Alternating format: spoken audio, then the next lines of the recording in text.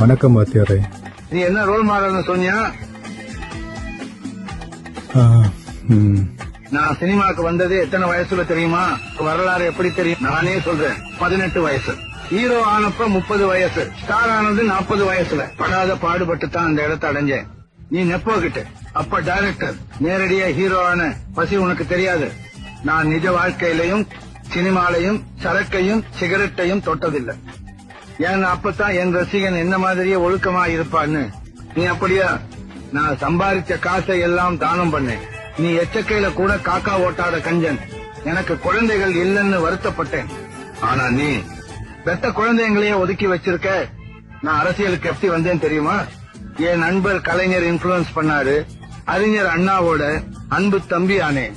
அப்ப நான் சாதாரண நடிகன். ஆனா சொந்த காசுல திராவிட கொள்கைகளை பேசினேன். 20 வருஷம் கட்சியோட தொண்டனா இருந்து வேற வழி இல்லாம புது கட்சி ஆரம்பிச்சேன். உன்ன மாதிரி நேற்று கட்சி ஆரம்பிச்சு நாளை கட்சி ஏமாவேன்னு கம்பு சுத்தல. எனக்கு லட்சக்கணக்கில் கூட்டம் வரும். ஒரு உயிர் கூட போனதில்லை.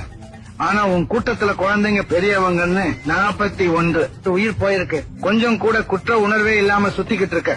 நான் மக்களுக்காகவே வாழ்ந்தேன். நீ துக்கம் விசாரிக்க பணத்தையே பனையூர் கொண்டு வான்னு சொல்ற சைக்கோ.